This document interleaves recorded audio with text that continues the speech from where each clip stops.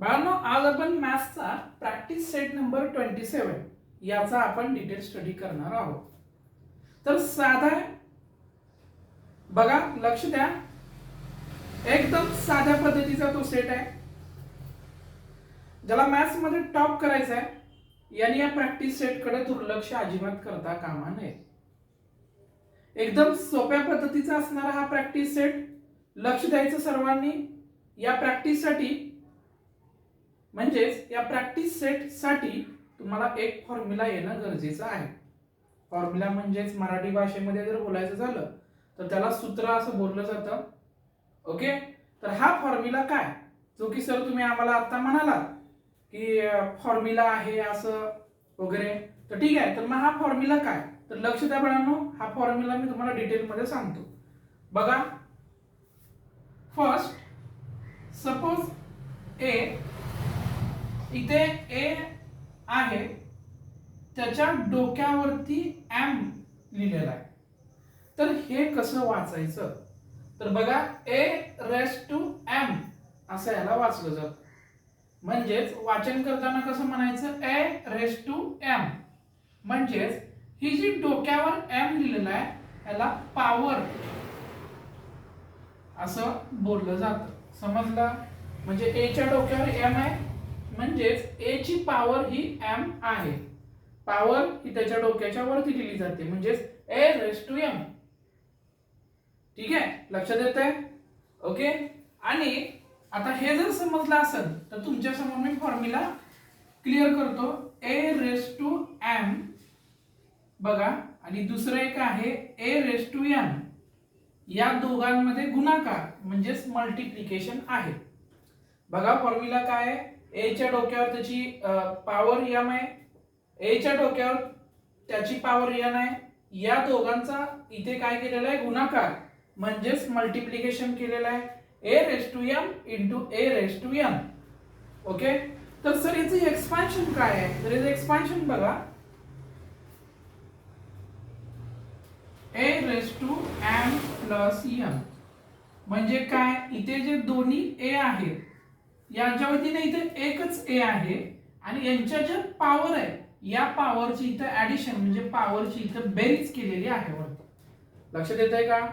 म्हणजेच यातून काय लक्षात आलं की हे दोन्ही ए आहे, त्याच्या वतीनं इथं एकच ए आहे बघा एक्सपान्शन मध्ये, आणि यांची जी पॉवर आहे ह्या ए ची पॉवर एम आहे आणि या ए ची पॉवर एन आहे. या दोघांची काय इथं ऍडिशन म्हणजे बेरीज केलेली आहे. समजतंय का बाळांनो? तर बघा मग सर याचं एक्झाम्पल सांगा. लक्ष द्या बाळांनो. Suppose 7 raise to 2 into 7 raise to 3, आणि आपल्याला एक्झाम मध्ये क्वेश्चनला सॉल्व्ह करायचं. एकदम इझी आहे, लक्ष द्यायचं.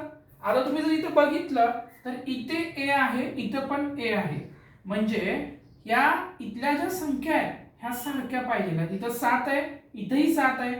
ओके, दुसरी संख्या चालणार नाही, कारण तुम्ही फॉर्म्युला जर नीट बघितला तर इथं सुद्धा ए आहे आणि इथं सुद्धा ए आहे.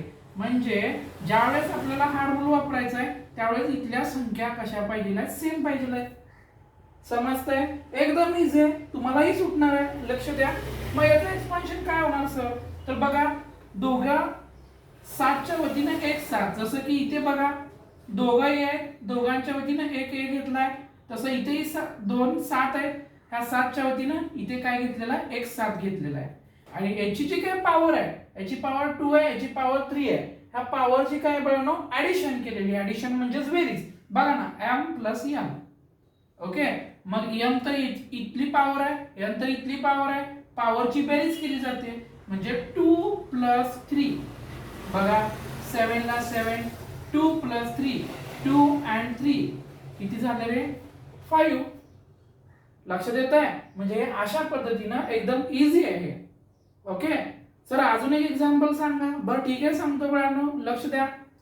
ओके, बघा 8 रेस टू 3, म्हणजेच 8च्या डोक्यावर त्याची पॉवर 3. परत एक 8 बघा, त्याच्या डोक्यावर त्याची पॉवर 2, आणि या दोघांचा गुणाकार आहे. तर आपल्याला लगेच लक्षात आलं पाहिजे फॉर्म्युला. फर्स्ट आपण हा फॉर्म्युला अप्लाय करताना आधी आपण बघणार की इथे खाली जे दिलेले आहे ह्या संख्या सेम आहेत का? बघा इथे 8 आहे, इथे 8 आहे, दोघांच्या मध्ये गुणाकार आहे. तर बाळांनो काय होणार? तर इथं बघा दोघं 8च्या वतीने एक 8 येणार आणि 3 + 2 3 + 2 याची पॉवर 3 आहे, याची पॉवर 2 आहे. ह्या दोघांची ऍडिशन म्हणजेच बेरीज होणार. मग 8 ला 8, 3 आणि 2 5. या 8 ची पॉवर किती झाली? 5 झाली बाळांनो. समजलं? या पद्धतीची काही एक्झाम्पल मी तुम्हाला देतोय, ती तुम्ही सॉल्व्ह करा. ते एक्झाम्पल बघा मी इथे लिहितोय. बघा तुम्हाला एक जमतंय का आता?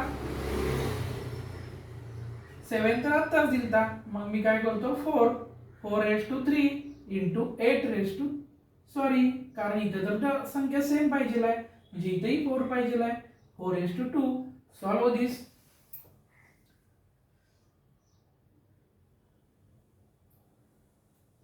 बघा ज्यांना कुणाला नाही समजलं त्यांच्यासाठी मी सॉल्व करून दाखवतोय. बघा काय आहे की खालच्या संख्या चेक करायच्या. जसं इथं सेम संख्या पाहिजे ना, इथे 4 आहे, इथेही 4 आहे. ह्या दोन्ही 4च्या वतीने एक 4. ओके. आणि m + n म्हणजे इथं जसं याची पॉवर आणि याची पॉवर इथे काय केलेली? बेरीज मध्ये केलेली. तशी इथं पण काय करायची? 3 + 2 म्हणजेच आन्सर येणार 3 + 2 5. 4:5. ओके. समजलं बाळांनो? ह्याच्या संबंधित एक्झाम्पल जे की तुम्हाला सॉल्व करायला काही एक्झाम्पल मी देतोय ते लिहून घ्या. हे सॉल्व केल्यानंतर तुम्हाला बाकीचे एक्झाम्पल जे आहेत, म्हणजे काही अंश आणि छेदची काही एक्झाम्पल आहेत, ते एक्झाम्पल मी तुम्हाला नेक्स्ट लेक्चर मध्ये एक्सप्लेन करतो. ओके ओके बाळांनो, ठीक आहे, थांबू आपण.